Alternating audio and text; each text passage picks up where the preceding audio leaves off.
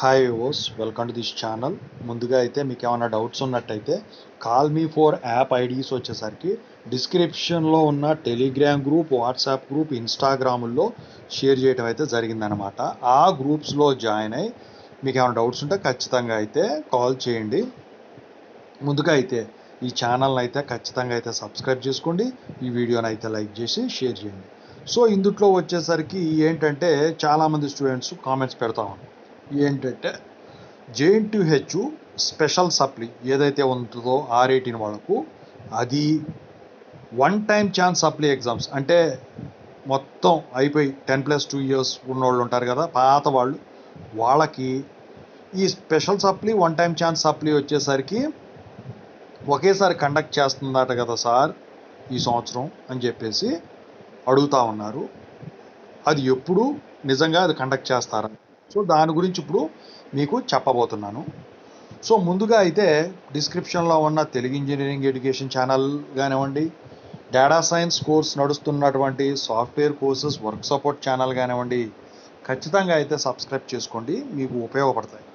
ఇక టాపిక్లో వెళితే JNTH special supply with one time chance supply exams ఎప్పుడు నిజంగా కండక్ట్ చేస్తారు. సో అసలు స్పెషల్ సప్లీ ఎగ్జామ్స్ వచ్చేసరికి 2 సంవత్సరాల నుంచి కండక్ట్ చేస్తూ ఉన్నారు. స్పెషల్ సప్లీ ఎగ్జామ్స్ అసలు మీకు ఉండవు. అది నెంబర్ ఆఫ్ ఛాన్సెస్ అయిపోయి జూనియర్స్తో పిలవని స్టూడెంట్స్ ఎవరైతే సబ్జెక్టులు ఉన్న వాళ్ళు ఉంటారో వాళ్ళ పిలుస్తారు.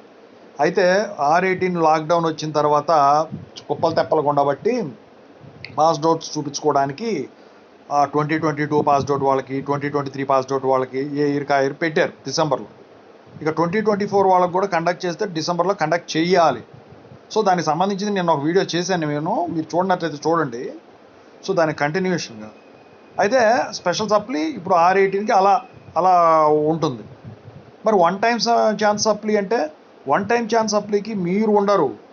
20 ఇప్పుడు ఫ్రెషర్స్ ఉండరు. ఇప్పుడు మీకు నెంబర్ ఆఫ్ ఛాన్సెస్ ఉన్నాయి కాబట్టి జూనియర్స్తో పాటు రాసుకుంటారు, ఇంకా ఛాన్సెస్ ఉంటాయి కాబట్టి మీకు ఉండదు. అది వచ్చేసరికి 8+2+2 అంటే 10+2 ఇయర్స్ అయిపోయి సబ్జెక్టులు బ్యాక్లాగ్ కింద మిగుల్చుకున్న వాళ్ళకి వాళ్ళు రాసుకోవడానికి ఉంటుంది వన్ టైం ఛాన్స్ సప్లీ. అది వేరే, ఇది వేరే, రెండు కలిపి పెట్టడం అనేది highly impossible. So faculty can't be adjusted for invigilations if they do that. So ఇక వచ్చేసరికి కాలేజీల్లో ఖాళీలు కూడా ఉండవు, ఎగ్జామ్స్ రాయడానికి క్లాస్ వర్క్ జరుగుతూ ఉంటుంది కాబట్టి. సో ఆ రెండు ఒకేసారి అయితే జరగవండి. మరి వన్ టైం ఛాన్స్ అనేది ఎప్పుడు కండక్ట్ చేస్తారు? ఎవ్రీ 2 ఇయర్స్కో 3 ఇయర్స్కో వన్ టైం ఛాన్స్ ఎగ్జామ్స్ అనేవి అవి పాత వాళ్ళకు ఉంటాయి. సో ఒక్కోసారి సంవత్సరం కూడా కండక్ట్ చేయవచ్చు, చెప్పలేం. ఎందుకంటే ఎక్కువ మంది పాస్డ్ అవుట్ ఉన్నట్టయితే వాళ్ళని బయటికి పంపించాలంటే వాళ్ళకి ఇయర్ ఆఫ్ పాస్డ్ అవుట్ పెరిగిపోతుంది కాబట్టి కండక్ట్ చేసేదానికి ఉంటుంది. సో అలా కండక్ట్ చేసినట్టయితే మొన్న జనవరిలో కండక్ట్ చేశారు చూసారా, అలా కండక్ట్ చేస్తారు వన్ టైం ఛాన్స్ అయితే. వెన్ అంటే దానికి అది అప్పుడు. మరి స్పెషల్ సప్లీ మీకు కండక్ట్ చేసేది అయితే డిసెంబర్లో పోయినసారి కండక్ట్ చేశారు చూసారా 2 సార్లు, అలా కండక్ట్ చేస్తారు. మరి అసలు కండక్ట్ చేస్తారా ఈసారి అంటే మీరు గమనించాల్సింది ఒకటి ఉంది.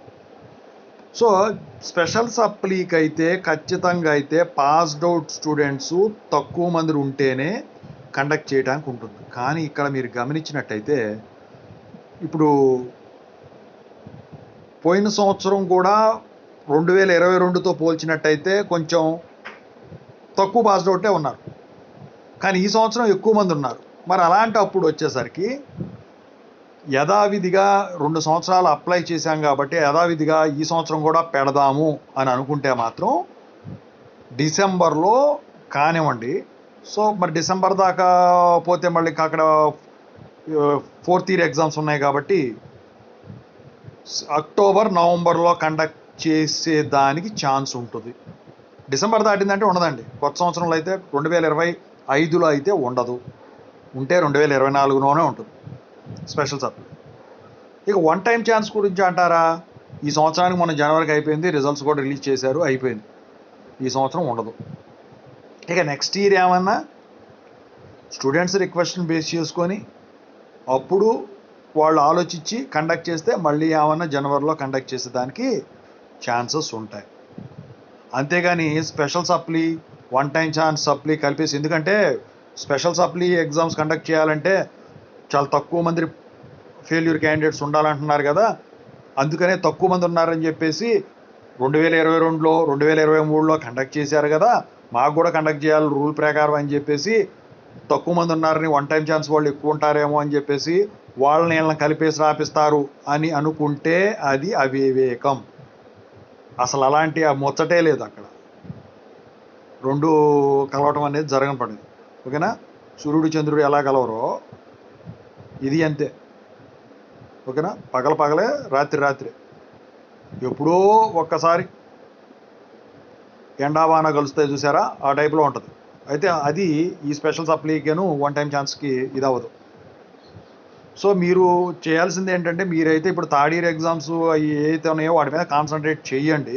స్పెషల్ సప్లీ వాళ్ళు అయితే వన్ టైం ఛాన్స్ వాళ్ళు మాత్రం కంపల్సరీగా అయితే వెయిట్ చేయాల్సిందేనండి వాళ్ళు వేసినప్పుడు. ఎందుకంటే 10+2 ఇయర్స్ వాళ్ళని మొన్న పిలిచారు కదా, ఎందుకంటే చాలామంది అడుగుతున్నారు కామెంట్ రూపంలో. సో నాకు తెలిసి మొన్న జరిగిన పేపర్ వాల్యుయేషన్లో కూడా చాలామంది 4th ఇయర్ వాటిల్లో 4-1లో చాలామంది పాస్ అయిపోయారు. చాలామంది కూడా డిగ్రీలు తీసేసుకున్నారు. తత్కాల్లోనైతేనేమి కాలేజీలకు వచ్చి తీసుకుంటేనేమి చాలామంది తీసుకున్నారు. గ్రేస్ మార్క్స్ అప్లై చేసిన వాళ్ళ సంఖ్య చాలా తక్కువ ఉందండి ఈ సంవత్సరం.